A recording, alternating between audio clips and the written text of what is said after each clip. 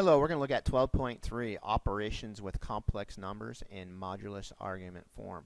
So the first what operation we're going to deal with in this section is if I take z of 1 times z of 2, what is this going to be equal to? So if I let z of 1 equal, let's say, modulus r1 and argument theta 1, and we have our modulus argument form here, and then we have z2 r2 theta 2. Good. So the first thing is easy.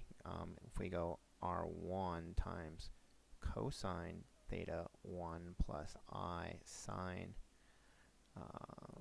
theta 1 times r2 times cosine theta 2 plus I sine theta 2.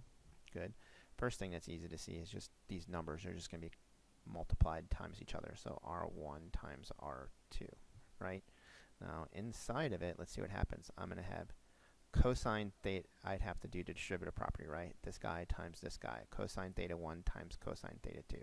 So that's cosine theta 1 times cosine theta 2, right?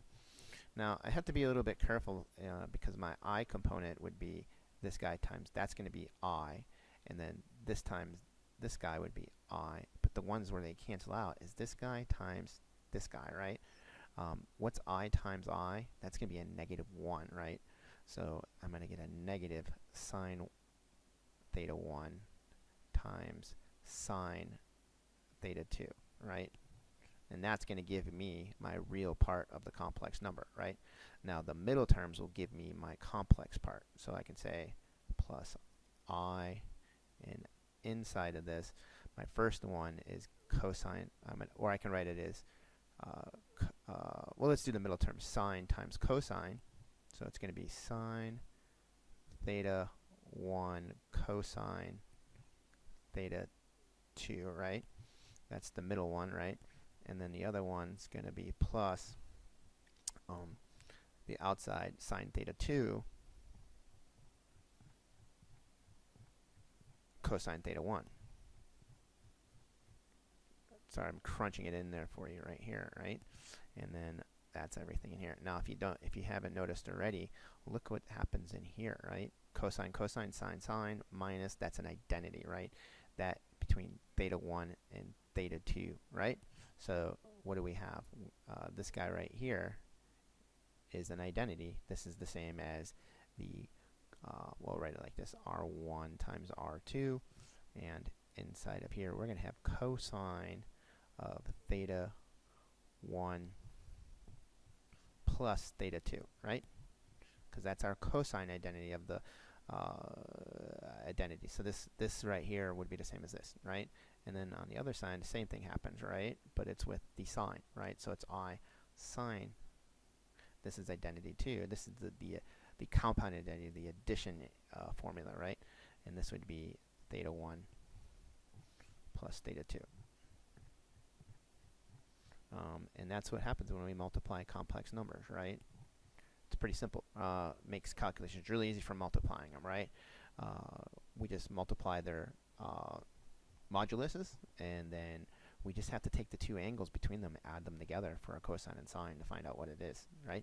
And there you go. So we can use this formula to write this out. Oh, and also from the, the same thing happens with Euler's formula, right? Since if we had r1 e theta 1 I times r2 e theta 2 I, that's going to be r1 times r2 e, and then we're going to have I times theta 1 plus theta 2. We talked about the Euler formula and its equivalence to the modulus argument formula, but the same thing will happen here. Sound good? So let's go ahead and look at an example, right? And it says multiply these pairs of complex numbers, and we have z1 is 4 CIS of 60 degrees, z of 2 is CIS of 50. So z1 times z2, we can just multiply the modulus, and then I'm going to have CIS 60 plus 50 is going to be 110 degrees. And there you go. So that's really easy right there. So that one's for A, but for B,